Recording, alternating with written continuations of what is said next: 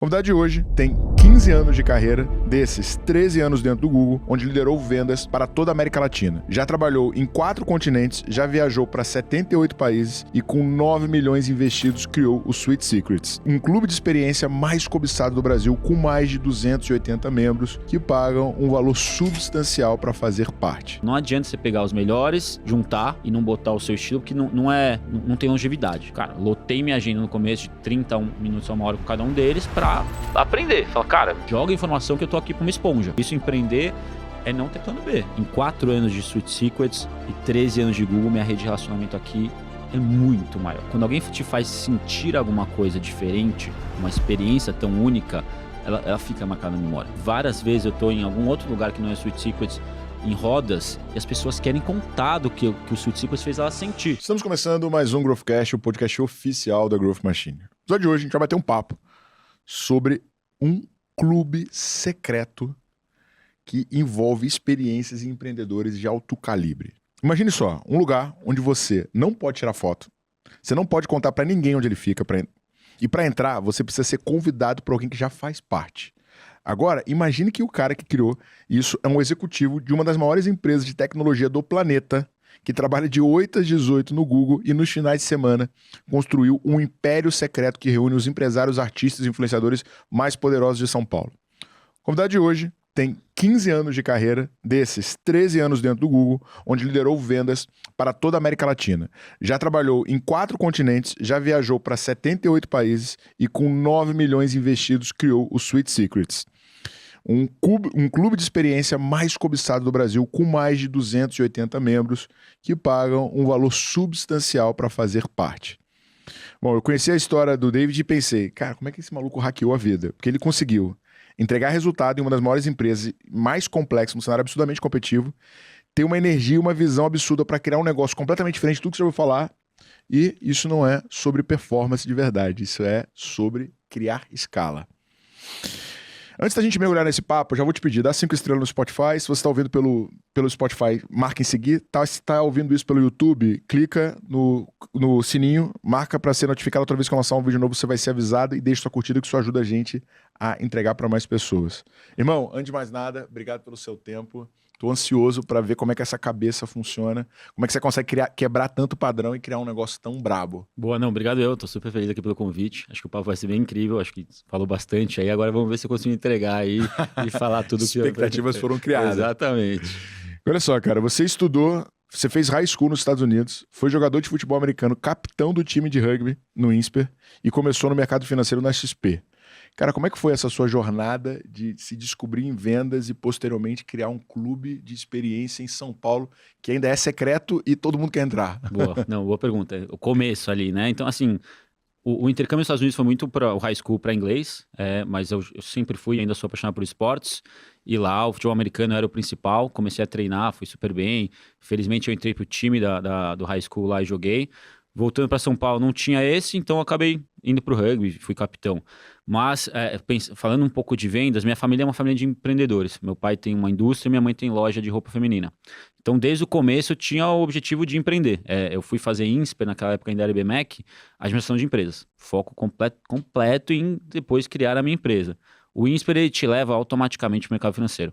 É uma escola focada nela, mesmo que a ADM, ela é muito parecido com economia.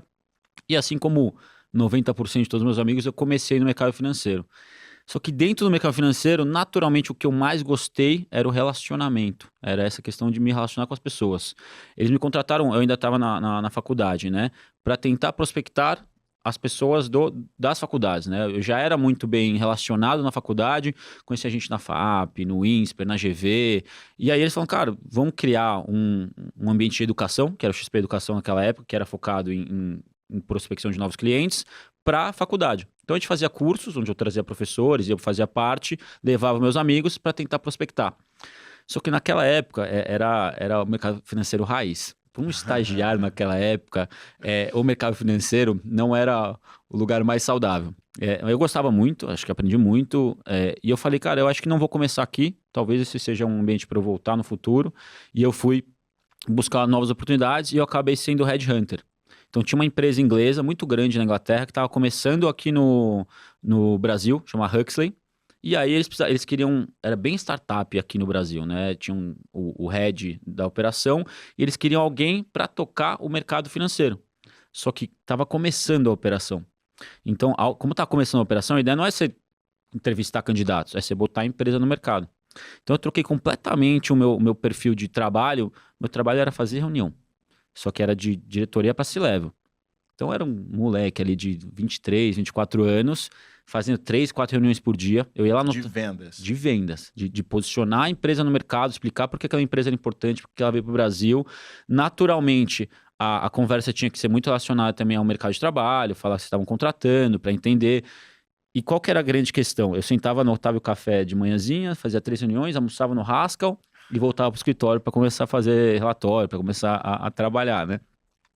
E, cara, durante a primeira semana, fazendo 4 reuniões por dia, poucas pessoas, felizmente, fecham a porta de um headhunter. Você vai sentar com o cara. Só que não agregava valor nenhum pro cara no começo. Eu era só o cara perguntando, falando. Só que eu absorvia muito. Então você pensa, depois de um mês fazendo isso, você já fez ali quase 90 reuniões. Aí eu agregava muito valor. Porque todo o conhecimento que eu adquiri de 80 pessoas, eu ia numa conversa falando sobre o mercado com ele. Então começava a mudar. Você vai fazendo isso durante meses, começa a mudar muito. Então eu ainda digo, cara, de tudo que eu fiz até agora, foi uma das minhas maiores escolas de venda. O Headhunter. Porque depois sim, você começa a ver os perfis, começa a ver as vagas, e depois começa a tentar encaixar. Uma venda de um Headhunter é uma das vendas mais complexas que tem, né? Se é que você pode chamar de produto, mas o produto é o ser humano. Não tem nenhum outro produto com mais variáveis que um ser humano. E o que você oferece pro outro lado é o cara mudar de vida. Pô, eu tirei um cara da Rússia para ir pra Argentina. O cara precisava ter PhD, tudo. Imagina você convencer o cara e ir com a família para a Argentina sair da Rússia. Então era uma venda muito complexa. Eu contratei o primeiro Headhunter agora para me ajudar a contratar um C-Level, né? E, cara, essa experiência tem sido interessante, ainda não consegui chegar no resultado que eu queria. Então, ele me entregou uma shortlist lá, eu já entendi que é uma estratégia dos caras, eles não te dão muita opção, porque provavelmente se der muita opção você fica mais perdido que com pouca, né? Mas eu vi o poder, e talvez isso tenha influenciado no teu negócio, da capacidade de construir network de um Headhunter, porque todo mundo quer falar com um Headhunter. Exatamente. Né? Ninguém fecha a porta. Você tem um asset, que é uma possível mudança de vaga. Então, assim, a partir do momento que falar, a Huxley coloca pessoas em VP, diretor e C-Level. O C-Level nunca vai fechar a porta. Ele sabe que ele tem que estar no meu pipeline, para quando abrir uma vaga legal em outro lugar, eu chamar ele. Então ele não fecha a porta. Então esse é um desafio de vendas que é muito grande, que é esse cold call, uma primeira interação. O Headhunter sai na frente. Sai na frente. Eu tinha dificuldade porque a empresa era nova, e difícil de falar, difícil de escrever, então aquele cold call era difícil, mas depois que você posicionava como Headhunter, tentava marcar essa reunião, falava um pouco da empresa como era no mundo, o cara ia tomar um café com você. Cara, antes da gente falar sobre o Sweet Secrets, eu vi que você foi recorde de vendas na América Latina em pouquíssimo tempo no Google, né? Isso te deu uma projeção e um destaque global. Eu imagino que também isso deve ter feito uma diferença no teu processo de empreendedorismo. Mas, cara, o que você aprendeu que fez você ter esse resultado? Boa. Eu acho que eu sempre divido esse começo em algumas etapas, né? E no Google tem uma facilidade maior para fazer isso. É entender quem são os melhores. Essa é a primeira coisa que eu faço. Em vez de sentar e começar a trabalhar, eu tento fazer esse research, seja dentro da minha empresa ou externo, quem são os melhores, por que eles são os melhores. E o Google tem é uma empresa global e tem uma facilidade, as pessoas são... Contratar, exatamente. Então eu falava, cara, quem que é o melhor da Ásia, do Japão, da China, de Singapura? Eu sentava com cada um deles, então eu devo ter feito algumas 20 reuniões... Do próprio Google. Do próprio Google, porque tem essa abertura, para entender por que cada um deles é tão bom e aprender por que ele faz diferente para ter sido o melhor de cada uma dessas regiões ou países. Caralho. Então eu peguei uma lista de best practices e todos são muito diferentes. Aí você vê que tem uma linha ali que as pessoas fazem parecido e a linha que fazem diferente. E o que você viu que eles tinham em comum? Cara, automação de processos, assim, as partes óbvias, eles não dedicavam muito tempo. Mas o Google, você tem autonomia para ter, tipo, teu processo independente do global? Sim, tem. Tá, legal. Você é um vendedor, você vai falar, cara, eu quero esse trimestre focar só numa vertical. O Google de vendas é muito assim, você tem sua meta e você tem a liberdade de criar a sua estratégia para sua meta. Tem diretrizes, tem várias coisas ali que você tem que seguir, políticas. Então, seguindo todas as diretrizes, você tem bastante liberdade de inovar. O Google tem um mindset muito inovador, né? Mas no final das contas, o que eu peguei depois disso? Eu falei, cara, de cada um desses aqui eu gostei um pouco de cada estratégia de um de outro. Tem outros que eu falei, cara, para mim não faz sentido, ou para o meu mercado não faz sentido, porque no Japão é assim, aqui não é. Eu escolhi mais ou menos desses o que eu queria adicionar o meu estilo, entendi o que era a base, que falei, todo mundo faz, então isso tem que ter, só que daí eu botei o meu estilo. Eu falo, não adianta você pegar os melhores, juntar e não botar o seu estilo, porque não tem longevidade. Cara, quantas reuniões você fez e quanto tempo você gastou com isso? Foram em torno de 18 a 20 reuniões, 1 hora por reunião. Mas fiz isso em um mês? Para menos. Foi o meu foco inicial principal. Em menos de um mês, provavelmente. Caralho. Sentei, cara, no que eu sentei, eu comecei a fazer isso.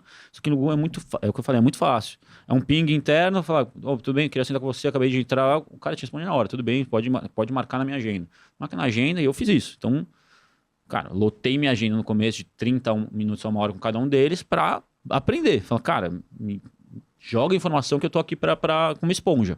Essa é a melhor vantagem de você ser membro do Google. Se você não é do Google, você tem que mandar um link do Calendar e eu botar 2 secretárias para falar. No Google não, você jogou lá, botou o e-mail do cara, rapidamente você viu o slot, né? Se você não tá no Google, é isso, direct no LinkedIn para alguém. Porque é isso, depois que você sai, né, em algum lugar, tô abrindo tô empreendendo. Você pode estudar cases globais, abertos, cases de Harvard. Então, assim, tem muito o que estudar para você entender, mas falar com, tem alguém que faz isso em outro país. Direct no LinkedIn, algum outro tipo. Então, eu recomendo tentar isso, mesmo se não tem abertura, dá para fazer. Vai ser muito mais difícil, a taxa de resposta, a taxa de reunião não vai ser a mesma. Mas o empreendedor tende a responder, a ajudar. Então, assim, a gente conversou, né, quando o David palestrou no High Growth, nas 2 edições atrás, a gente falou sobre a nossa Prospect AI. E aí, cara, eu fiz exatamente igual a você. Cara, quem são os caras de startup que estão mais bombando, que mais captaram? Aí eu vi, cara, que tem o João, né, que é brasileiro, não sei se você conhece o João, e implementou a Crown AI. Sei. Tipo, cara, o cara captou $100 milhões, né? Ele foi head de IA da Clearbit, que foi adquirida pela HubSpot. Uhum. E aí, cara, primeiro, eu fiz exatamente igual a você, mas só que eu uso muito o LinkedIn, né? Eu fui no LinkedIn e vi, cara, quem que eu conheço que é a conexão dele? Aí eu vi que o Pietro, que era CEO da Startse, tipo, putz, tinha conexão com ele, mandei mensagem. Cara, em 5 minutos eu tinha o telefone do cara. E aí eu mandei, gente, assim, follow-up, tá? Eu mandei, sei lá, tipo, umas 4 mensagens diferentes pra ele me responder. Ele não me respondeu. Aí respondeu, marcamos, né? Vou lá em São Francisco encontrar com ele agora. Não adianta achar que vai ser fácil, né? Mas é necessário. Assim, você vai ver depois dessa conversa o que abre mente, o que você aprende. Quando você fala com alguém que tá a 15 passos na sua frente, há 1 ano, 2 anos na sua frente, ele te economiza muito uns shortcuts, né? Você fala, cara, eu fiz isso, deu errado por causa disso, eu fiz isso, deu certo por causa disso. Uma coisa, de novo, dá pra você ler um case. Outra coisa é o cara te contando. Muda bastante. Não, e outra coisa que eu falo muito pros vendedores, né, cara? Cara, se você pegar um atleta olímpico, qualquer, cara, piscina 100 metros. Cara, ele sabe qual que é o minuto que ele tem que fazer pra poder pra ir pro PAN, pra ser medalhista, pra ir pra Olimpíada. Ele sabe quem tá na frente, quem tá depois, quantos segundos ele tem que ganhar. Então, assim, e o cara controla os milésimos de segundo do que ele tem que se otimizar. Cara, como é que você quer ter resultado e você não tá fazendo benchmark ou se analisando ou tentando achar referência para conseguir ganhar tempo, né? Acho que a Olimpíadas é isso, é performance extrema no detalhe. E que acaba... É um bom paralelo. A gente tem que estar com esse foco em detalhes e dar... Esses caras... É igual a Fórmula 1, cara. Você acha que Fórmula 1... Você vê os dados que esses caras veem de Fórmula 1. Não é só o piloto ali. Depois ele sai e vai analisar cada freio que ele deu, quanto tempo foi, a pressão. Então, é muito exatamente isso. Entender quem são os outros, como é que eles estão fazendo, o que eles estão fazendo, no detalhe para se maximizar. E tem um filme, cara, pegando esse gancho, que é inclusive com Brad Pitt. Em inglês é Moneyball, em português é O Homem que Virou o Jogo. Eu não sei se a Oracle pagou, né? Mas tipo, aparece grandão, NetSuite e tal. Tipo, os caras usavam NetSuite dentro do processo. E é a história de um técnico de beisebol que não tinha budget para montar o time dos sonhos, né? Mas aí ele foi lá e contratou um matemático, ou economista, se não me engano, de Stanford. Análise de dados, E o cara falou, velho, a lógica como os times são escolhidos tá errado, né? Porque eles escolhem os caras que estão mais hypados e não os melhores caras que melhores integram um time, né? E, cara, assim, gente, tem no Netflix, assista, é uma aula, né? Não, porque às vezes o mais hypado, que é o mais famoso, às vezes ele tá mais famoso por algum outro motivo. Mas os dados de um outro jogador podem ser melhor que o mais famoso. E não custa tão caro quanto o mais famoso. Porque não tá hypado, é isso mesmo.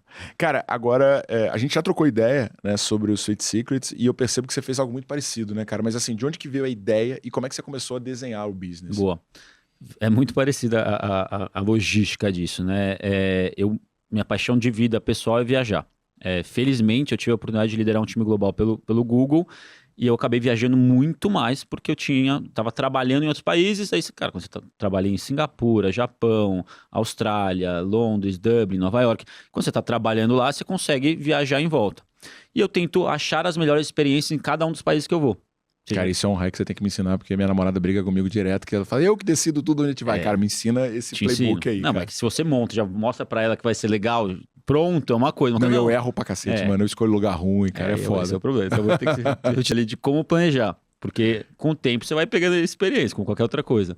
Mas eu fui no mundo inteiro buscando gastronomia, mixologia, hotelaria, esporte, aventura, sempre o melhor que tinha, né? Como a gente trabalha muito, eu falo, cara, quando eu viajo, pra mim viajar é onde eu relaxo. Então é um lugar que eu quero maximizar tudo ali. É o único lugar que eu não vou pensar tanto em dinheiro é viajando. O resto a gente economiza. Porque minha visão é colecionar experiência não é um gasto, é um investimento. E aí eu fui no mundo inteiro vendo tudo isso. Que foi exatamente o que eu fiz no Google. Fui vendo quem eram os melhores do mundo e depois juntei e fiz o meu estilo de venda. Mas de onde que veio tipo, a primeira ideia do tipo, vou criar um clube de experiência? Foi indo em clubes, tendo experiências e indo em clubes fora do país. Aí você falou, cara, não tem isso no Brasil. Não tem isso no Brasil. Tem nada parecido no Brasil. Cara, fui em speakeasies no mundo inteiro, cada um com uma experiência mais chocante que o outro.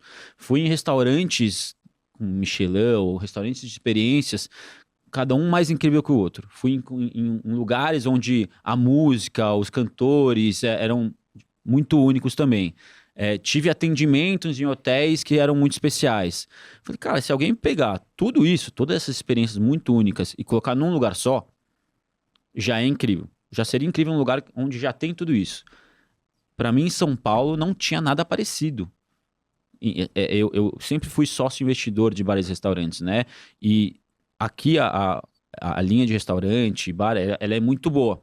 Só que ela chegou num nível que esse muito bom já era o suficiente e ninguém deu, por conta de investimento também, ninguém deu esse step em cima. Então a minha visão eu tenho conhecimento, porque eu sou sócio investidor, eu tenho o know-how, ou expertise, porque eu viajei muito, então eu vi muitas coisas, e a minha visão, se alguém criar essa faixa de investimento acima, depois vai demorar muito para alguém conseguir alcançar. Não, e até poder construir um modelo de negócio que deixasse de pé os economics, né? Exato. Porque, tipo, também não é barato fazer isso. Não, né? não.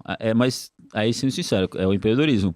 Meu economics hoje é completamente diferente do meu business plan. Completamente diferente. A minha maior linha de receita era para ser a venda de alimento e bebida. Era para ser um clube desde o começo, só que era um clube que vivia pelos membros frequentarem e utilizarem. E hoje, alimentos e bebida é em torno um pouco mais de 20% do meu faturamento. Ou seja, a minha principal linha de receita do meu business plan hoje é 20% do meu business. Caraca, que loucura. Chocante. Que loucura. Beleza, cara, você foi para campo, fez a pesquisa, coletou informação e, cara, e como é que foi disso deixar de ser uma ideia para ter a primeira versão e para chegar onde a gente tá agora? Boa. Então, o que aconteceu foi, durante anos... E até conta um pouco de Big Numbers, tá. Pra galera ter uma noção do que é. Tá bom. Durante anos, eu só fui viajando e vendo esse espaço no mercado. Só que muito por conta da minha agenda no Google e agenda travada, né, localização, 100% presencial, era muito difícil dar o next step. O que me deu a liberdade do next step foi a pandemia. Flexibilidade de horário, flexibilidade de localização. E eu acabei começando a conversar com amigos sobre o projeto e aí, aos poucos, dando os próximos passos. E aí, o que começou o principal, o próximo passo, contratei uma consultoria de business plan, montei viabilidade financeira, esse foi o primeiro passo. Viabilidade financeira de pé, todo o business plan, o que tinha que ser. Pra você ter uma ideia, o projeto Sweet Secrets no começo chamava The Key e ele era um clube. A ideia era uma casa grande nos Jardins, onde ia ser um clube, assim como é muito nesses outros países que eu ia. Só que ao começar a procurar, eu visitei provavelmente todas as 60 maiores casas disponíveis nos Jardins. Não era possível por conta da legislação do bairro. Então eu não achava, para mim a localização era essencial, ser naquela região, e não era possível. Então eu comecei para a área mais comercial dos Jardins, que é onde a gente está hoje. E na área comercial dos Jardins não encaixava, porque era para ter academia, era para ter quarto, era para ser realmente um clube. E aí eu achei o ponto hoje, quando eu entrei nesse ponto eu falei, cara, esse ponto é fenomenal, e uma das maiores experiências que eu já tinha vivido era o Speakeasy, era o secreto, e aí eu tive a ideia, vou juntar o secreto com o exclusivo. Vou juntar o conceito que eu sou apaixonado, que é o Sweet Secrets, com o conceito que eu já queria criar, que é o Members Club. Aí eu juntei os dois e aí surgiu o Sweet Secrets. Então ele vem não por um planejamento inicial, mas pelo encontro do lugar que fazia sentido. E aí, ao achar o lugar, até então era tudo planejamento, aquele empreendedor que está sonhando. Quando você fecha o ponto, acabou. Não tem mais opção. Aí queimou fechou, a ponte. queimou a ponte, pulou. E aí que começou realmente. Então tudo isso foi no meio da pandemia. Cara, agora eu vi que o projeto do Sweet Secrets custou 2 vezes o que você orçou inicialmente, né? Como é que foi isso, cara? Você começou falindo antes de abrir? Praticamente. Assim, sempre me falaram, obra demora mais e custa mais. Só que eu pensei, cara, tudo bem, 10, 15% a mais é uma coisa que dá para entender e dá para fazer. E estava disposto a esse 10 a 15%. Só que aí começou a acontecer. E também eu queria criar uma coisa muito grandiosa, que nunca foi visto antes. Com isso em mente, às vezes o arquiteto vinha com uma ideia nova, falava, cara, o que você acha do chão inteiro do mezanino ser mosaico feito à mão, pecinha por pecinha? Eu falava, quanto a mais? Aí ele falava, X. Cara, não é tanto.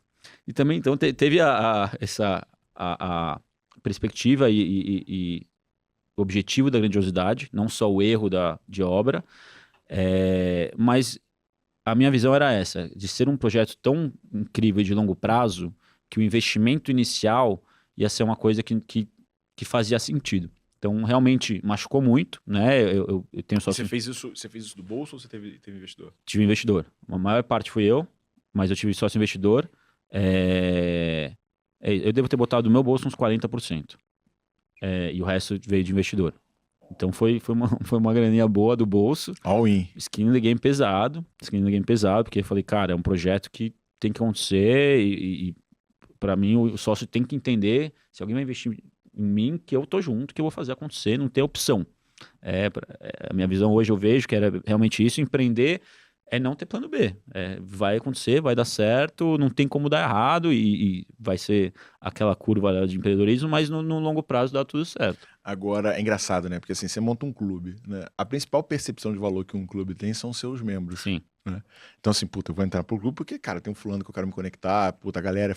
Cara, e como é que você levanta um clube do zero? Eu sei que você fez uma lista de 100 pessoas que você queria trazer, mas conta um pouco de onde vieram os primeiros membros e qual foi a sua estratégia para não dar essa percepção, porque, pô, é que nem restaurante, né? Se o restaurante tá vazio, já era, né? É isso. Não, mas teve a estratégia desde o D0 de quem são os membros já foi feito.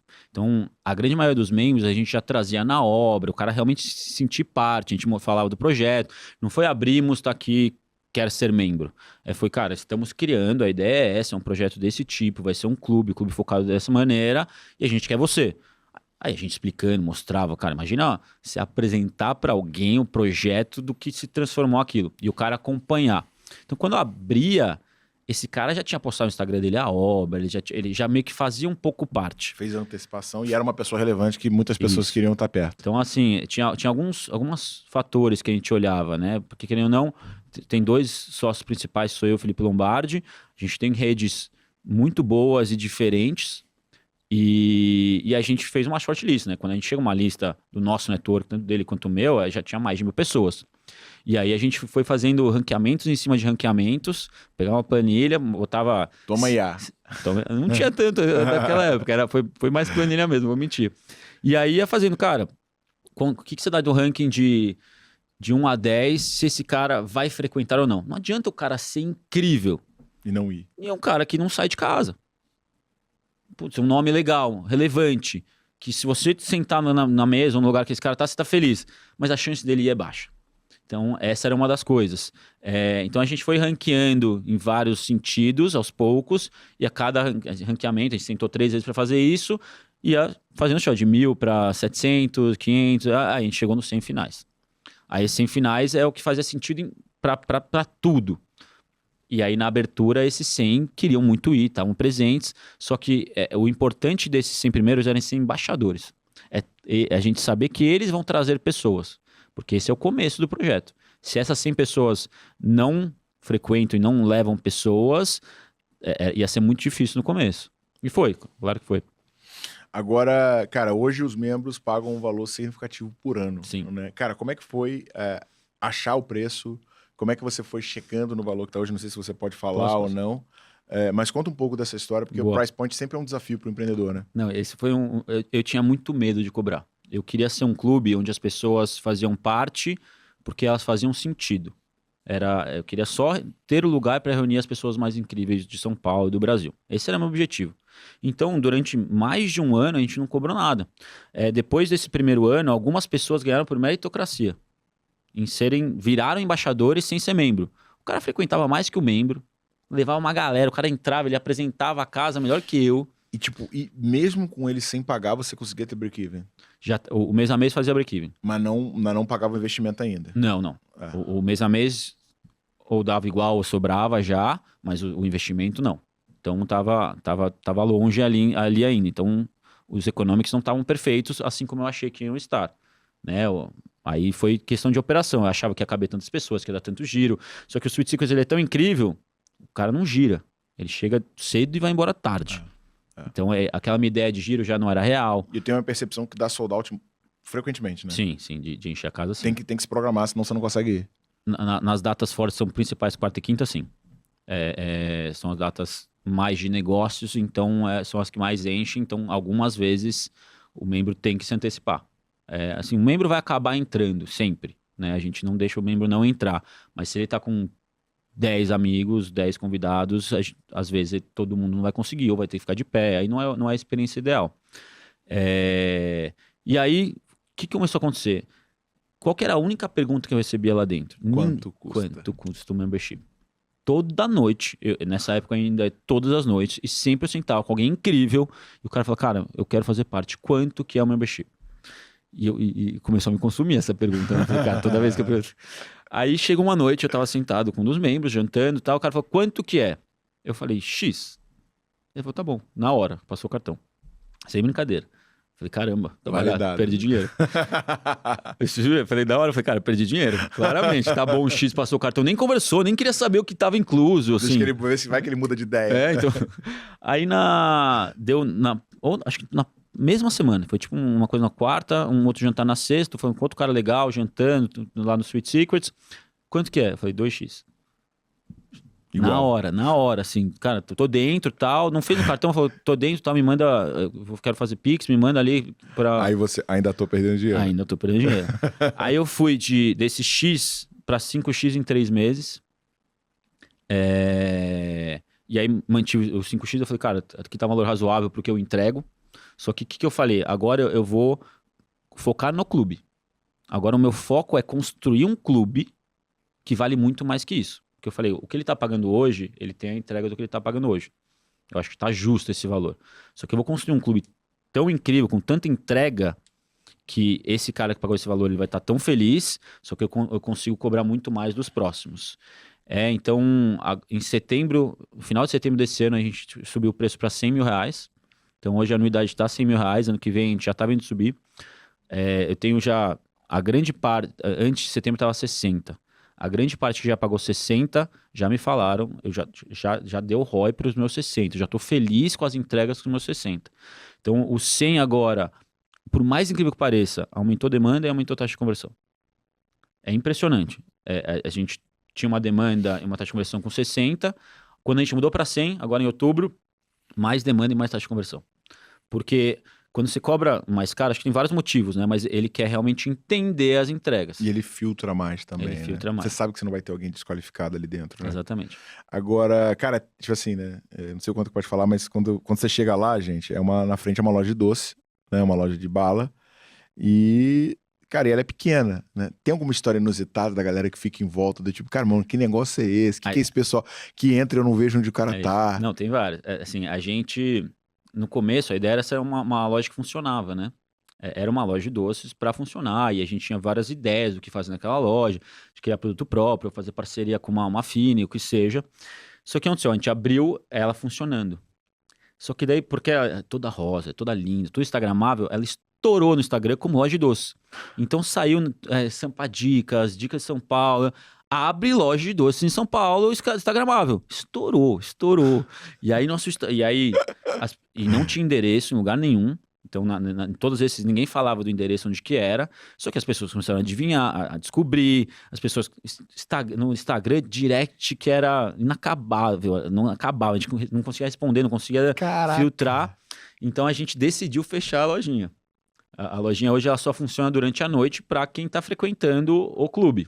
Então vende bem a lojinha, uma lojinha que até tem um consumo legal. Tem doce lá sendo vendido. Tem doce lá, é uma loja que funciona. Eu não prestei atenção. Tem assim, na maioria das vezes é o pessoal saindo que compra. Depois sai do encantamento, ela quer alguma coisa para comprar, para levar, então ela compra na lojinha, vem uma sacolinha bonitinha. Então é tipo uma recordação, tipo sair da Disney, você passa nas lojinhas de souvenir.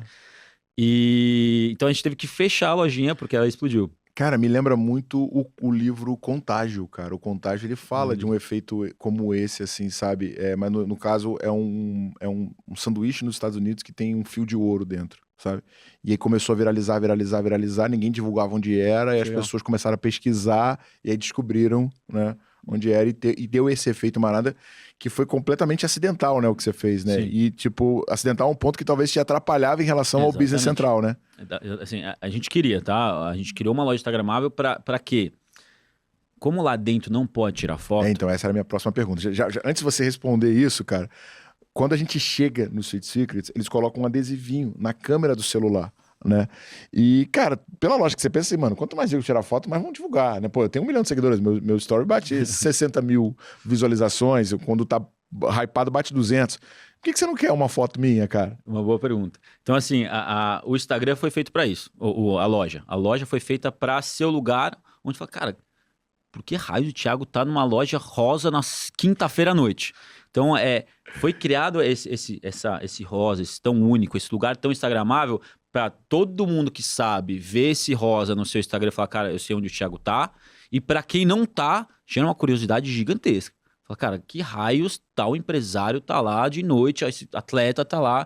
Você acha que o efeito é maior do que se fosse dentro? Né? Não acho que é maior. Mas qual que é a questão? Para mim, a estratégia faz mais sentido. A minha estratégia não é uma estratégia que eu preciso de muito público. A minha estratégia é eu preciso do público certo.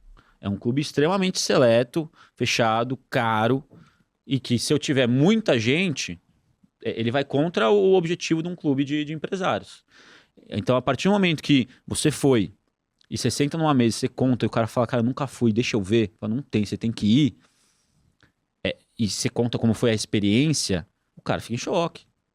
Então, dentro da estratégia que eu pensando em longevidade, fazia muito mais sentido.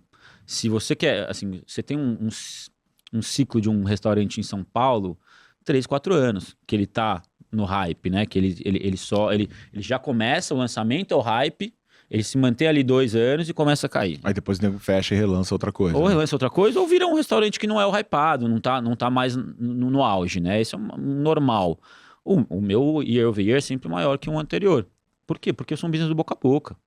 Tem muita gente incrível que já ouviu falar e não sabe onde é e quer ir. Estava aqui com alguém que já tinha ouvido falar de uma empresária super legal e agora falou, cara, como assim? Eu quero ir. Então esse boca a boca, ele me dá mais longevidade e assim, tudo que eu crio novo, o membro, para poder saber o que eu criei novo, ele tem que voltar. A gente tem uma reunião semanal de inovação para quê? Eu sou um clube, são assim, quase as mesmas pessoas vão muitas vezes, então eu tenho que ter sempre muita novidade. Agora, né, pegando um paralelo com o que você está falando e com as decisões de longo prazo, que até parece um pouco do que a gente estava conversando sobre o Google, né, sobre, tipo, cara, a entrada deles no mundo de IA, cara, a gente vê que, assim, o mercado de educação, né, por um todo, e mais em especial mais educação online, que tinha lá os caras do infoproduto e tal, a gente viu, assim, né, meio que surgiu um movimento de pessoas oferecendo fórmulas mirabolantes, segredos do universo, coisas que aparentemente resolveriam tudo, uma preocupação muito forte com marketing, comunicação, né? Investimento de tráfego altíssimos, faturamentos absurdos, mas experiência e entrega de baixíssima qualidade, ao ponto de criar um efeito rebote, né? Onde você tem uma percepção de que Preconceito. saturou. Então, cara, você vai ver vídeos, né? Cara, anúncios meus, sabe? Tipo, pessoas xingando, charlatão, tal, vendedor de curso, sei lá o quê. E, pô, não imagina que eu tenho uma empresa com 100 funcionários, com um time de tecnologia, o caramba 4, que não é... Eu não vendo curso, né? Mas você vê o efeito rebote de uma não preocupação com o longo prazo. Exatamente. Né, cara? E, tipo, desde o início você teve essa cultura e essa preocupação de... Cara, e até mesmo, cara, eu vi outros clubes de network que se preocuparam muito em aumentar o número de membros como o KPI Central. E, cara, fui no início, porra... absurdo, conexões incríveis, fui depois, velho, todo mundo tentando me vender.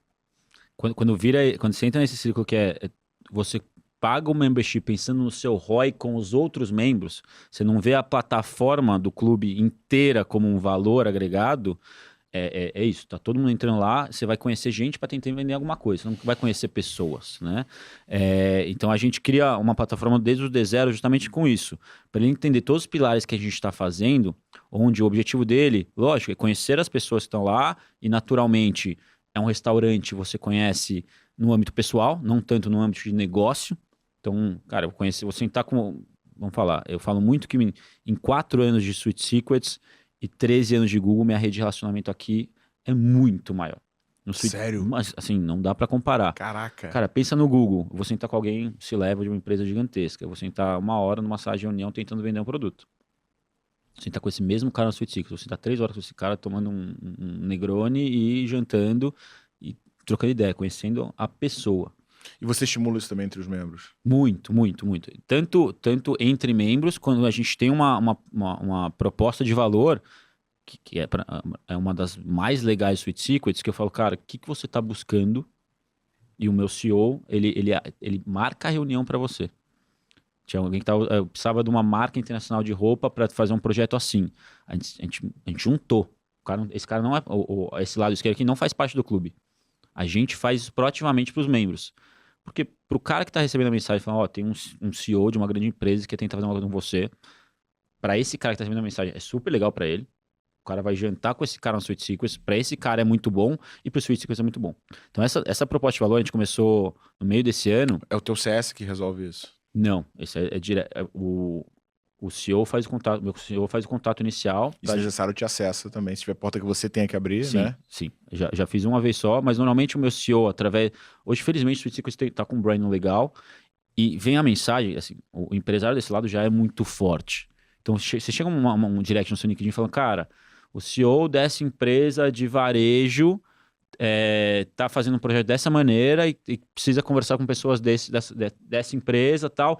Você gostaria de sentar com ele no Sweet Secrets para jantar? Cara, é um convite... Não é um convite normal, né? Não é aquele direct no LinkedIn, vamos tomar um café que eu tenho um projeto. Não, é super especial e a taxa de conversão dessa reunião, de taxa de reunião... Que horas que abre o Sweet Secrets? 7 horas. Cara, eu preciso explorar mais isso, mano. Não, esse é fenômeno. Uma prospecção ABM, né, cara? Putz. Não, assim, a gente tava... Não lembro exatamente as métricas, mas um cara fez uma análise pra gente, alguém que usa muito, ele mostrou o quanto aumentou a taxa de conversão dele ao fazer reuniões no Sweet Secrets. Ao levar o cliente lá. Agora a gente abre de terça-feira de tarde também, que era uma demanda dos membros. Falou, cara, tem cliente meu que não sai de noite. Então, terça-feira a gente abre às 2 horas, das 2 às 8. Foi um projetinho que a gente falou, cara, vamos pilotar aqui, vamos fazer uma ou outra. Começou a ser, tipo, todo mundo que vem uma vez vem todas as outras. É impressionante. Teve membro que não entendeu ainda a proposta de valor e não foi, mas todos os membros que foram uma vez de terça-feira, eles voltam todas com o cliente. Cara, assim, uma coisa que me chamou muita atenção foi o quanto que você teve atenção com os detalhes, né? Puta, cara, a tua comanda, gente, não é um cartão, é uma chave, né? Quando chega a comida, chega numa caixa. Cara, pra entrar, você senta num cavalo que é um cavalo de carrossel, né? Cara, como é que foi esse processo de concepção, né? Cara, E quem que foi a pessoa por trás de tanto detalhe? Foi tu? Foi. Os detalhes foi, assim, cada cantinho ali é de alguma viagem. Um dos hotéis que mais me surpreendeu foi o Emirates Palace em Dubai, onde a chave do quarto era uma moeda de dourada, assim, parece uma moeda de ouro, que tem tudo a ver com Dubai. Eu falei, cara, o cara se preocupou com a chave. Cara, eu tenho uma coleçãozinha, que eu pedia toda hora uma que eu queria guardar, achava fenomenal. Eu falei, cara, a comanda do meu projeto tem que ser assim. O cardápio, cara, a gente tava para renovar o cardápio, eu fui pra Índia, naquele hotel que é na frente do Taj Mahal. Aham. Tô na piscina, eu peço o cardápio, vem aquele. Eu fiz na hora, eu fiz um vídeo, filmei tudo, eu mandei pra uma equipe, eu falei, cara, manda fazer. Eu achei incrível. Então vem realmente, muito ali, vem de inspirações internacionais, algum canto que eu vi. O arquiteto tem um mérito absurdo, o arquiteto é o Office 134 do Herbert, o cara, eu não tô brincando, o primeiro projeto 3D que ele me mostrou, eu falei, não quero mudar nada. Não tô brincando, a gente sentou pra jantar, ele mostrou o 3D, eu falei, é isso, o cara é um fenômeno. Então ele tem muito mérito ali de trazer essa questão internacional de vários lugares, né? A gente tem Budapeste, Singapura, Japão, França, Londres, Nova York, tudo de inspiração lá, e podia virar um supermercado horrível ali. Ele soube criar uma experiência que tudo junto que E fica. tem um storytelling, né? De uma Tudo ponta a tem outra, história. né? Cada cantinho que você olhar ali tem uma história, tem um storytelling de algum país, de alguma experiência. Então é muito único lá, essa atenção ao detalhe. Cara, irmão, vou fazer uma provocação contigo ao vivo, tá? Pra galera ver aí e tu se comprometer. A gente tem, né? Cara, nós somos clientes um do outro, né? Mas assim, eu queria provocar o teu time a participar da Arena de Crescimento, cara. Porque assim, o que a gente criou? A gente criou um programa chamado Expansão Comercial. E aí, indo pra essa linha do problema que tá existindo na educação, existe muita gente fazendo promessas mirabolantes na internet e entregando muito pouco, né? Muito preocupado em fazer a pessoa comprar, mas muito pouco Exatamente. preocupado com a experiência. Cara, o que eu fiz? Eu fiz parecido contigo. Eu criei uma experiência. Todo o evento tem uma narrativa do Império Romano. Então, o nome dele é Expansão Comercial e o palco vira o Coliseu. É uma arena. Que né? demais. Cada participante da Arena de Crescimento, que é a etapa presencial do Expansão Comercial, está dividido em uma família. São 5 famílias que guerreiam entre si para pegar a soberania. Então, Exato. do primeiro dia ao último, o primeiro dia a gente constrói prospecção, o segundo dia a gente constrói processo de vendas, o último dia a gente constrói processo de land expand. Tá. Então, pós-venda e expansão. Então, eu mostro que, cara, você gerou demanda, você vai ter uma fricção de compra. Se você tentar vender o teu produto mais caro, você vai ter uma taxa de conversão baixa, um CAC alto. Se você achar um produto de entrada que você consiga ter menos fricção, entrega um primeiro sucesso, você aumenta o volume de clientes entrantes, dilui mais o teu custo de aquisição, faz com que o custo de aquisição unitário seja menor, e aí você comprometeu o teu LTV. Não, porque no último dia eu te mostro como é que você maximiza a receita dele, igual o cinema te vende a cadeira e depois pipoca e refrigerante. Que é o que dá dinheiro. Então, a gente constrói isso inteiro no final de semana. No final de semana, em 3 dias, normalmente durante a semana. Cada dinâmica de construção é um template. Cada template, a família escolhe o campeão vai pro confronto na arena. Final. E aí as famílias guerreiam entre si para definir quem é o melhor. Quem pontuar mais leva R$100 mil em serviço da Growth Machine. Que irado. E eu criei toda uma plataforma de gamificação que vai mostrando ponto. Tem momentos que eu seguro, porque senão sai porrada. Parece Corinthians e Palmeiras. É mesmo? Os caras gritam, correm com a bandeira, tem bandeira. Caramba. Entendeu? Então, assim, o que é legal, antes de eu colocar esses elementos, 40% dos participantes terminavam todos os modelos. Agora, 100% termina. Ele pagava, ia no primeiro dia e... Não, ele ia em todos, mas só que tinha dinâmica que ele não engajava, ele Entendi. simplesmente não construía. Porque, cara, é difícil, mano. É você pensar no Sim, processo sim. de venda, experiência do cliente e tal. No final, cara, eu uso uma IA que cospe todos os teus modelos, todos os teus templates incrível, prontos. cara. E você sai com a máquina de vendas montada. Então, assim, mano, teu time Tem que ir. tem que ir lá, de repente, janeiro, né? Que é uma Vamos. época boa que tá mais Sim. tranquilo. Não, né? tá. Bota o teu CEO no meio também. Não, tá. Eles estão... Vai ser obrigatório eles estarem Aí, lá agora. fechado. Não tô falando Ó, ao vivo aqui, Bruno. Vai todo mundo lá. Vamos lá, E incrível. para você que tá assistindo, que se interessou, link fixado no primeiro comentário. Se tá ouvindo pelo Spotify, tem um link lá para você se inscrever. Cara, eu nunca dei muita atenção pro storytelling, mas eu vi como a construção desse ambiente, as músicas que a gente bota, é música do Game of Thrones, é música Legal. medieval. Quando os caras vão pro confronto, vem uma música de tensão. Então, realmente tem um storytelling. Agora, tem uma frase que você cita no seu site, as pessoas esquecerão o que você disse, esquecerão o que você fez, mas nunca esquecerão como você as fez sentir. Por que isso guiou tudo que você construiu dentro do City Secrets? Assim, porque ela faz muito sentido, né? Se você pensar hoje na loucura que é a nossa rotina, tudo que a gente faz, você ter mais um dia normal com alguém que te falou coisinhas que ela cai no esquecimento. Quando alguém te faz sentir alguma coisa diferente, uma experiência tão única, ela fica marcada na memória. Várias vezes eu tô em algum outro lugar que não é Sweet Secrets, em rodas, e as pessoas querem contar do que o Sweet Secrets fez ela sentir. Ela não vai falar, cara, o drink é muito bom, a decoração é muito boa. Ela conta o que ela sentiu lá dentro. A experiência E é que ela viveu. inesquecível, realmente, É inesquecível. Então o sentir, você conta, você passa pra frente. Muito mais do que qualquer outra experiência que você teve. Então, o Sweet Secrets, o que você falou, e o storytelling ajuda muito isso. Porque ele consegue contar a história. Se ele entende a história, quando ele vai passar pra frente, ele conta uma história que ele entendeu lá dentro, que ele viveu. E não é uma história forçada, realmente está ali. É uma história que é física praticamente. Então, o storytelling com essa questão de sentimento, ele faz muito sentido, de novo, para a longevidade do negócio. Cara, qual é a verdade sobre o sucesso que você acredita e que poucos têm coragem de dizer em relação a tudo isso que você está construindo? Cara, por mais que tem muito atalho, tem muita coisa legal que dá para criar com tecnologia o que for, o trabalho duro, a perseverança e a adaptabilidade é o que faz acontecer. Assim, eu acho que quando você compara o cara, os dois estão trabalhando duro e se adaptaram, aí sim, o cara que tem mais contato, que tem tecnologia, vai se sobressair, mas eu acho que a base de tudo para o empreendedor, né? Muito pensando no empreendedorismo, é dedicação, resiliência e adaptabilidade. Cara, você fez uma parada muito legal, né? Que foi o Apex Summit Travel, né? Que você foi nadar com orca no Baja da Califórnia. Cara, conta um pouco sobre como é que é combinar experiência e network, né? E qual que é o próximo. Não, esse foi fenomenal. Foi a primeira vez, foi esse ano. Então, 78 países, que nem você falou. E hoje, com 78 países, toda viagem que eu vou fazer, ela tem uma âncora que é uma aventura extrema. E aí, o que aconteceu? Réveillon do ano passado, eu fui para Maurício do Moçambique, nadei com a tubarão-baleia em Moçambique e a baleia cachalote em Maurício.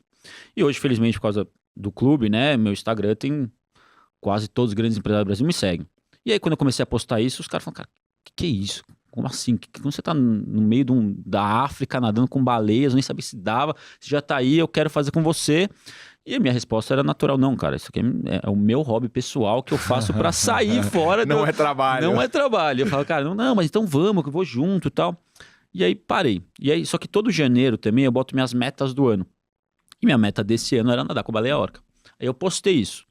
Que eu postei isso de novo. Veio uma demanda e as pessoas estavam pedindo, eram pessoas que falaram, cara, pô, é uma galera legal que eu gostaria de viajar junto.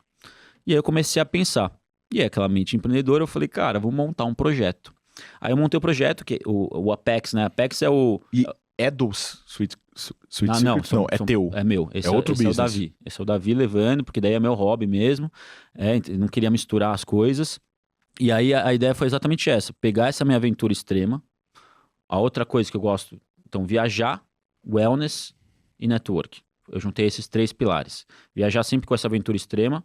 Networking, ali o filtro foi maior ainda. O filtro foi muito, não só financeiro, mas de pessoas, porque é uma viagem muito pequena para errar as pessoas. Pô, imagina, você botar um mala sem alça. Acabou a viagem. Então, era uma semana, 6 pessoas. Tem um cara errado aqui, ele contamina a viagem inteira. Então, ali, esse primeiro ainda, além de serem grandes empresários, pessoas muito próximas, que eu sabia que ia dar liga, que eu sabia que ia ser uma viagem legal. Então, foram 2 semanas separadas, na Barra Califórnia, com, cara, uma casa incrível. Só que, a outra coisa que eu linkei, e essa foi sem querer, eu tive um sócio local. O sócio local era o Tavi Castro. O Tavi Castro ele tem 5 milhões de seguidores, ele é o Aquaman da vida real. O cara fica 7 minutos embaixo da água sem respirar. Caraca, eu não sabia. E aí, naturalmente, o que começou a ser a viagem? Foi uma imersão de apneia. Todo mundo saiu de lá ficando no mínimo 3 minutos sem respirar. Caraca, todo mundo. Tu consegue ficar 3 minutos? Eu fiquei 4,22. E assim, o máximo que eu tinha feito até então era 2 e pouquinho. Os caras, foi ele... Você faz a respiração diafragmal, né? Pra ampliar o diafragma e aumentar... tem vários truques que você vai aprendendo lá, várias coisas. O principal não é nem... o principal tá aqui. A grande questão é, quando você sente a necessidade de respirar, você tá com 80%. Então, é só passar o desespero. É você passar aquela sensação, você deixa ela passar, você relaxa de novo e vai mais 1 minuto. Então, no primeiro dia, todo mundo fazia um treino de respiração e ninguém ficou menos de 3 minutos no primeiro dia. Caraca, que maneiro. Aí, no segundo dia, a gente fazia treino de profundidade. Então, e aí, no primeiro dia, ninguém ia menos de 10 metros, assim. Então, todo mundo descia numa corda, né, para fazer a prova. Para quê? Se você faz isso no primeiro e segundo dia, a hora que você vê a baleia orca, Você não tá desesperado. Você fala, cara, eu já fui a 10 metros, eu consigo ficar 3 minutos. Deixa eu curtir aqui. Então tira aquela ansiedade, aquele desespero pra você curtir o momento. Só que o tipo de viagem que a gente fez se chama Ocean Safari, que é o safari no oceano. É exatamente o que faz na África. Você passa o dia inteiro num barco procurando animais. A orca é o auge, né? Mas, cara, a gente viu baleia-piloto, raia-manta, tubarão, golfinho, nadou com tudo. É ver o bicho pula na água e interage com ele.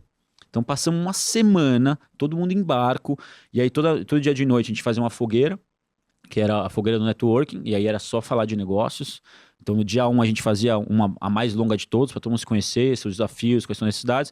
Para quê? Porque agora eu já sei quem vocês são, tô batendo papo, eu posso ter uma ideia para te ajudar. Então no dia 1 era uma fogueira mais longa. E depois, como são poucas pessoas durante muito tempo, gerou muito negócio, gerou muita interação. Hoje as pessoas continuam saindo, gerou amizade, e foram 2 turmas de 6 pessoas. Por exemplo, o Tavi, ele levou um amigo dele, que agora ficou muito famoso. Ele ficou numa respiração, foi o Guinness Mundial, 29 minutos. Caraca! Eu falo que dá play numa série Netflix e prende a respiração. Cara, nem sabia que o ser humano existia há 29 minutos Esse cara sem respirar. era um super-humano, esse cara. Só que o que é legal? Esses caras são realmente super-humanos. Eles vivem de testar o limite da mulher. Você tá convivendo com um cara desse. É um mundo completamente outro diferente. modelo mental, né? Então é legal estar no dia a dia com esse cara trocando essa ideia. Ele fez um talks, esse cara que fez 29 minutos, ele fez um talks. O Tavi fez um talks. Então tinha conteúdo ali também. Então foi uma viagem, cara, me surpreendeu muito positivamente. Eu tinha uma expectativa, foi melhor ainda. E a galera já voltou falando, cara, qual que é a próxima? Exatamente, não, querem fazer, a mesma eles fariam já, não é nem a próxima. A maioria falando que vem eu tô junto. E como é muito pequeno, esse é o legal. Ano que vem eu fazer de novo 2 turmas de 6, não vou aumentar. Fica muito escasso. Quando você fala 2 turmas de 6, eles foram em dias diferentes? São semanas diferentes. Você ficou 2 semanas lá? Fiquei 2 semanas lá. Então uma semana com uma turma, outra semana com outra turma. E aí, o legal mais ou menos, né? Uma semana é natureza. Uma semana a gente viu a orca, outra a gente viu a baleia-piloto. Caraca. E aí, então, essa turma aqui... Só que o que eu achei incrível foi, das 6 pessoas, 2... Né, sem ver a orca, eu ia falar, essa foi a melhor experiência da minha vida. Então, sem ver a orca. O cara já sentiu isso. Esse aqui, posso te falar uma coisa? A gente viu a orca no segundo dia. É que aconteceu. Os outros dias eles abaixam um pouco a energia, né? Porque a gente tá vendo um monte de animal, mas o auge é a orca. Não pode começar pelo melhor, né? Mas é a natureza. Quando eu tava em Maldivas, eu fui fazer o mergulho com a baleia, aquela que é toda pintadinha. Tubarão-baleia. Tubarão-baleia. E, cara, tipo assim, o que o pessoal mais fala cara, um passeio caro, né? Sei lá, tipo, foi $400, $500. Foi um valor, assim, tipo, bem relevante. E o pessoal fala, cara, a gente não tem nenhuma garantia de que você vai conseguir ver a baleia. Então, cara, a gente rodou por, sei lá, mais de 1 hora, talvez 2 horas, nada. Não viu? Não, aí daqui a pouco cara, eles são meio parecidos com o indiano, né? Aí veio um cara que tava em cima, aqui e tal, parou. Aí, cara, eu lembro que a instrutora era uma bióloga australiana. Ela falou, cara, você pode fazer qualquer coisa, menos nadar na frente da baleia, né? E aí o pessoal pulou, só que, cara, eu tinha deixado meu pé de pato na ponta do navio. Aí eu fui lá, peguei meu pé de pato, fui o último a cair na água. Cara, quando eu caio na água, quem é que tá na minha frente? Eu falei, caraca, ferrou. Aí eu nadei desesperado pro lado. Cara, ela subiu, pegou ar. Foi tipo, sei lá, cara, 15 segundos. Tubarão-baleia é maravilhoso. Foi muito pouco tempo. É um bicho. Mas foi uma experiência, assim, realmente também, como você falou, né, cara, inesquecível. Né? É muito único. E, cara, e até a minha próxima pergunta era sobre isso, né, cara? A gente viu... Cara, assim, primeiro o que tá acontecendo no mundo, né, cara? A IA é um puta alavanca, é um puta ativo. Muito. Só que ela tá tornando as coisas meio que posterizadas. Se você for conteúdo na internet, você vai ver que... Cara, eu já vi o mesmo conteúdo em 3 pessoas diferentes, gravando o mesmo texto. Então, assim, tipo... ela trouxe muita facilidade. Então, você vai lá, consegue fazer um scrap, roteirizar e tal, e achar o que viraliza, o que não viraliza. Então, dá pro cara criar uma linha de produção de construir influência. Certo. Só que são pessoas pausterizadas, né? Que não tem a sua verdade. E a tecnologia tá fazendo isso, né? Tá dando escala e acesso a muita coisa, mas ao mesmo tempo criando muita superficialidade, porque principalmente a gente não tem mais capacidade de consumir tudo que está disponível nesse momento, né? Então eu fico um nível acima, eu fico mais raso e ao mesmo tempo, quando eu me acostumo muito a usar IA, eu acabo indo para um processo de emburrecimento, né? Tá. Porque eu não preciso raciocinar tanto. E aí, cara, começou a se falar muito de experiência. Você vai no shopping center, cara, as lojas não são mais lojas de roupa, né? São showrooms, são lugares de experiência. O próprio Steve Jobs começou isso com a loja da Apple, né? Quando você olha a loja da Apple, cara, é um templo, né? É o templo ao iPhone, né? E começou a surgir uma tendência, né, desses clubes, de clubes de membros, clubes imersivos, né? Você acredita que isso vai saturar, né? E ao mesmo tempo, cara, esse network de alto nível vai ser possível ser mantido? Porque eu imagino que você tem uma curva. Tá, Porque não existem tantas pessoas relevantes no mundo, perfeito. né? Você vai ter aqui uma tendência, daqui pra frente, ou você começa a ser menos criterioso, ou você vai Tá. achar um ponto de estagnação. Eu vejo o contrário, tá? Eu vejo justamente isso. Eu acho que a partir do momento... Agora, você concorda com esse movimento que eu tô muito, citando? muito. Eu acho que são duas coisas principais que você falou. É o que você falou, né? O AI deixa esse topo de funil muito parecido com o conteúdo que você vai absorver.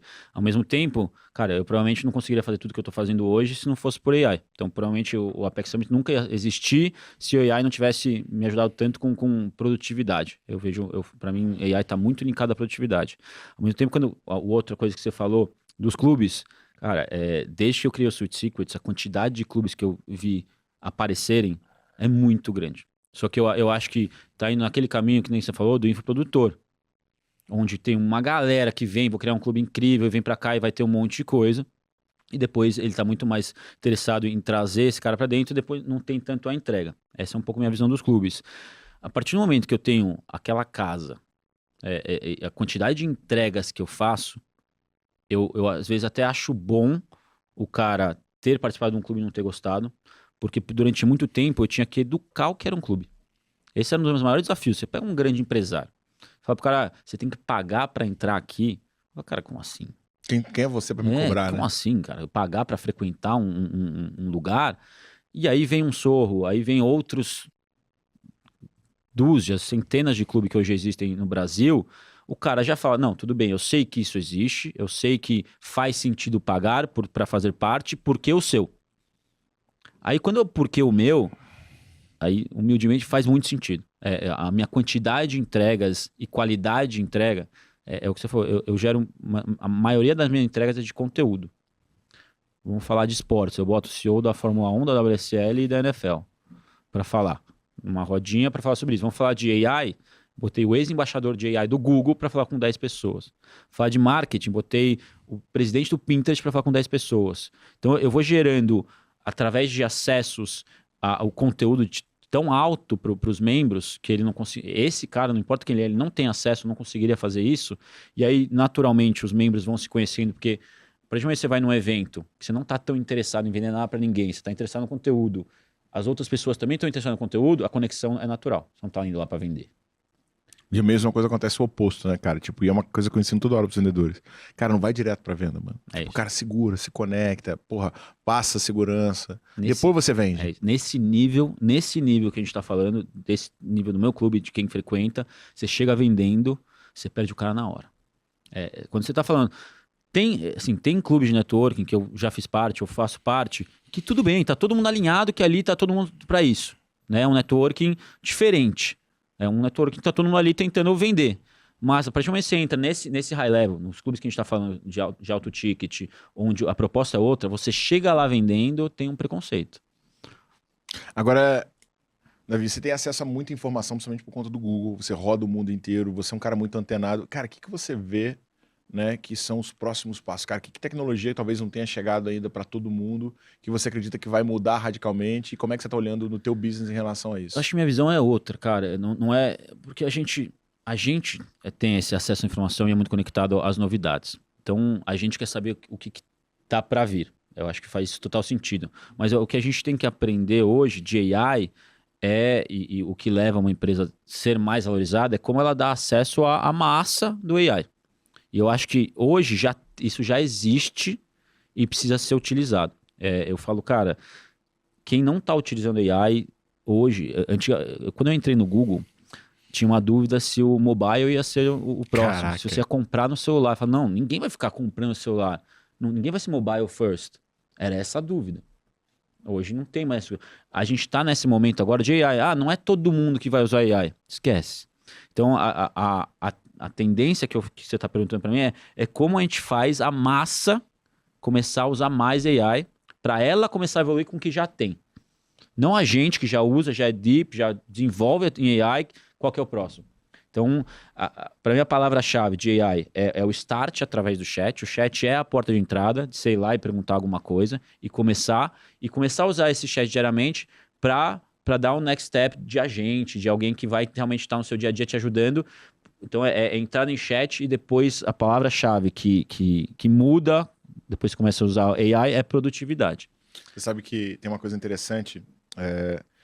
Eu sempre fui nerd, né, cara? Então eu sempre li muito e tal, li muito filosofia e sempre fui o cara assim de ler coisas mais clássicas, tipo Nietzsche, Platão e tal. E um belo dia eu me deparei com os livros do Paulo Coelho, né? Cara, assim, é parecido com o Dan Brown. O cara entendeu uma fórmula que ele mistura, cara, misticismo com filosofia e você lê uma história que te prende. Cara, eu tava ouvindo um episódio do Nerdcast, né? Não sei se você ouviu o Jovem Nerd. E, cara, eles acabaram ficando amigos do Paulo Coelho, né? E o Paulo Coelho contando de quando ele encontrou o Raul Seixas, porque eles dois foram, porra, muito brother e parceiros, né? E o Raul virou pro Paulo, cara, e depois eu fui na Wikipedia e fui pesquisar. Cara, se você pegar os primeiros livros do Paulo, é assim, Manual Secreto da Golden Dawn, Análise Alquímica do Vampirismo, tipo assim, umas paradas que, meu irmão, só ele entendia aquela porra. E o Raul virou pra ele e falou assim: Paulo, o dia que você conseguir escrever pra todo mundo, você vai ficar muito rico. Né? E é justamente o que fez o Paulo, tipo, virar o Paulo Coelho, o maior autor.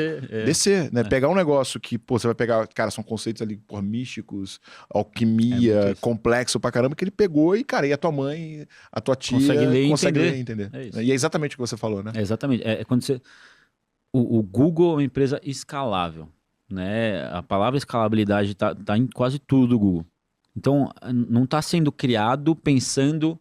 A gente tem todos os produtos pensando no dev, no engenheiro, no que for, mas a empresa, as que mais crescem hoje, as empresas de tecnologia AI que mais crescem, são as que dão acesso, por exemplo, tem várias iniciativas em todas as Big Techs que chama Next Billion Users.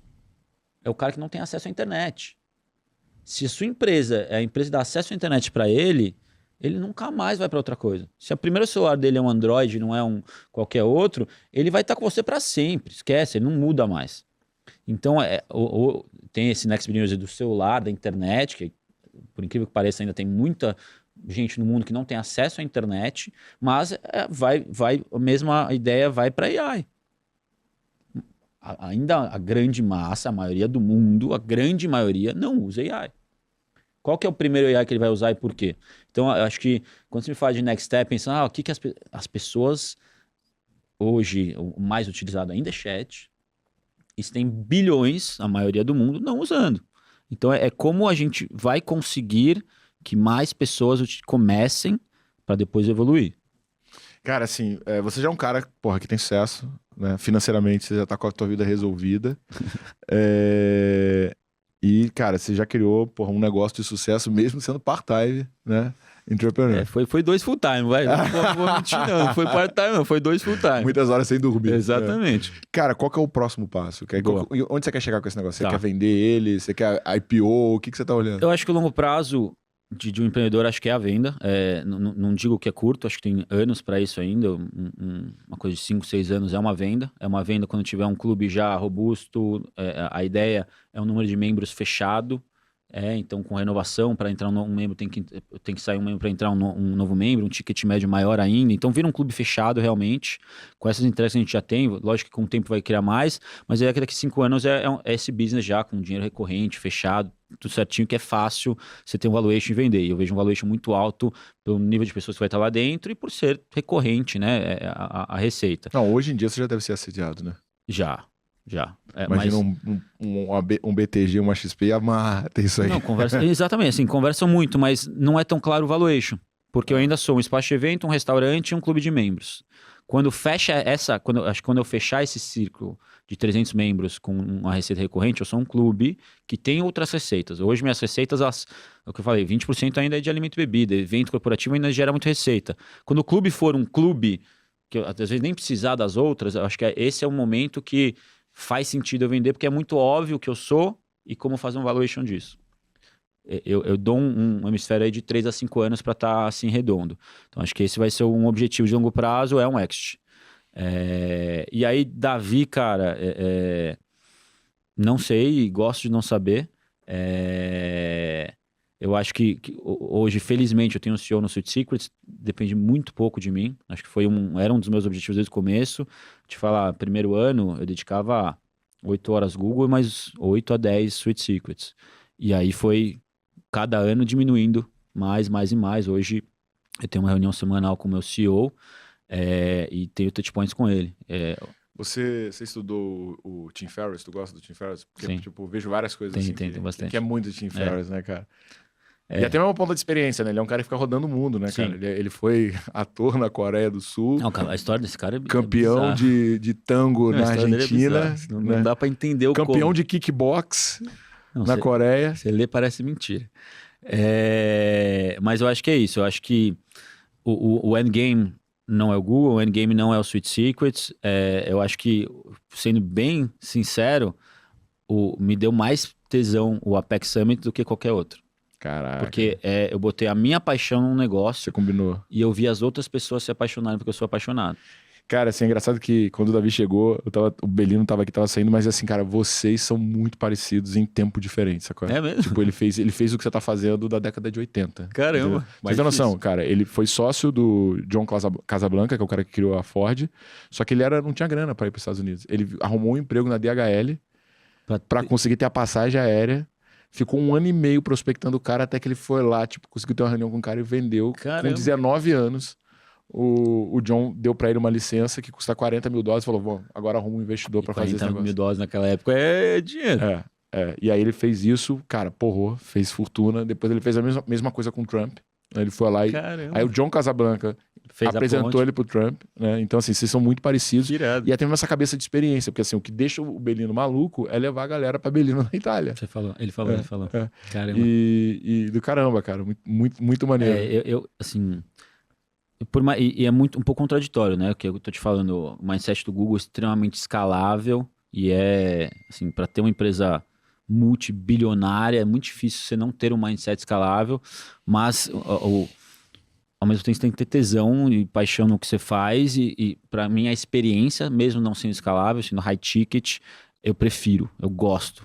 Eu acho que é o que você falou, cara, construir minha base, lógico, quero muito mais dinheiro do que eu tenho hoje, mas eu tô bem, só que eu acho que meus next steps são focados mais ainda nicho pequeno, coisa desse tipo. Eu gosto muito de viagem, eu gosto muito desse networking pequeno e high level, não quero expandir tudo muito, e eu vejo a questão de viagem, experiência, hoje o ser humano precisa disso, dentro do que a gente vive, o que você falou, cara, seja AI, seja o dia a dia, seja a rotina, a mesmice entrou na rotina, você tirar esse cara, por exemplo, hoje um empresário vai viajar, meus amigos grandes empresários, vou viajar, cara, vou para Paris, vou para Roma, vou para Miami, cara, são destinos incríveis, mas garanto que cada um deles já foi 15 vezes para esses lugares. Não tem mais, né? E quando, tipo, tá à venda, né, e você tem dinheiro, para de fazer sentido, porque você pode comprar, né? Como é que você faz para ter um negócio que você não compra? Aí você fala, cara, me dá esse dinheiro, você vai comigo, nadar com baleia orca, não pense em mais nada, tá tudo bem. O cara confia em mim, confia no meu nível de qualidade das coisas, das pessoas que eu vou levar. O cara tem... Esses caras que têm dinheiro ilimitado, podem fazer o que quiser, tem uma experiência única de vida. Que ele não saberia nem por onde começar a fazer essa viagem. Ou não saberia nem que se era possível nadar com uma baleia orca. Né? O ano que vem, acho que quero muito colocar no cronograma ir para Polinésia Francesa nadar com a baleia jubarte. Que aí é outra experiência, ela interage mais. Eu fiz no Tonga com a baleia jubarte. E foi a primeira baleia que eu nadei, né? Eu nadei com 5 já.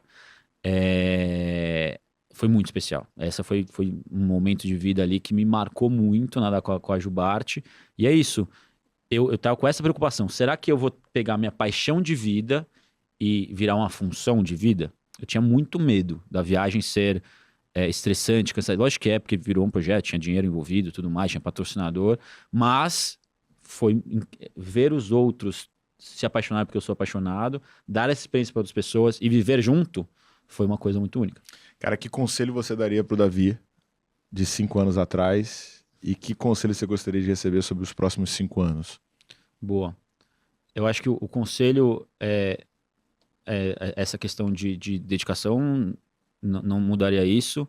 Ainda mais, eu já era muito, mas essa questão de relacionamento, networking, o de 5 anos atrás, eu falaria, cara, seja mais profundo no networking. Eu ainda era um networking mais raso por conta de trabalhar com vendas no Google.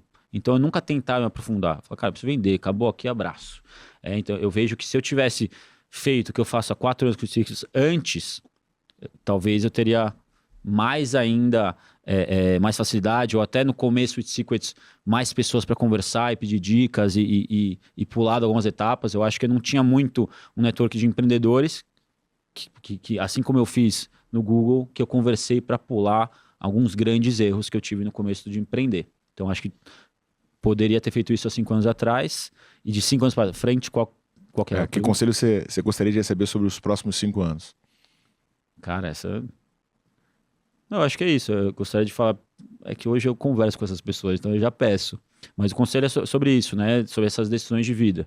Decisões de hoje, sendo um executivo, tendo uma empresa que está crescendo e um projeto, é mais ou menos como dividir isso, onde dá um foco principal. Eu tenho uma obrigação, creio ou não, no Google de 8 horas por dia. Eu acho que isso eu não tenho como abrir mão, né? Porque é uma obrigação. Então a dica seria de pessoas que tiveram experiências parecidas, como que elas deram esses próximos passos. Animal, cara, sensacional. O Jack Welch, ele conta, né, que o Peter Drucker assessorou ele, né, na escalada da GE, né? E o Peter Drucker, ele tinha uma frase que era muito emblemática, que ele fala: aprenda algo completamente novo a cada 3 anos, né? Isso é uma parada que eu comecei a aplicar tem uns 9 anos e assim, cara, quando a gente começa a ter resultado, a nossa cabeça, ela tem uma tendência a nos levar para um caminho de vaidade, sabe? Tipo, puta, mano, caralho, como eu sou foda, caralho. E é muito difícil você, tipo, tomar consciência disso, né? Quando você toma consciência, já foi. Então, por exemplo, há 6 anos atrás eu comecei a fazer jiu-jitsu, cara, porra. Eu já tinha uma certa reputação, um certo status, mas nada comparado com hoje, mas assim, não tinha ninguém pedindo pra tirar foto comigo, né? A galera queria me estrangular, né? Que é diferente. E, cara, quando você entra num lugar que você é o pior, entendeu? Você fala assim, irmão, como eu tenho pra aprender, como eu tenho pra crescer, como eu tenho pra evoluir, pra me desenvolver. Então, acho que, porra, acho que esse é um desafio que a gente tem que estar frequentemente. Irmão, cara, obrigado pela aula. Assim, minha cabeça tá aqui fritando, né? Puta, eu tô pensando o quanto que eu preciso usar mais o Sweet Secrets, né, cara? E vamos fazer mais coisas juntos, cara. Vamos, com certeza. Sensacional.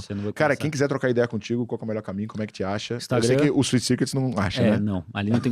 Você acha o Sweet Secrets é uma loja de doce no Instagram. Manda um direct lá. É muito difícil conseguir alguma coisa através de lá, mas o meu Instagram é Depolitans, que acho que é onde eu sou mais ativo, até mais que LinkedIn. É o Instagram, onde eu posto o dia a dia, onde eu posto todos esses projetos, as pessoas que eu tô, é o Instagram, então vai ser a maneira mais fácil de uma primeira aproximação.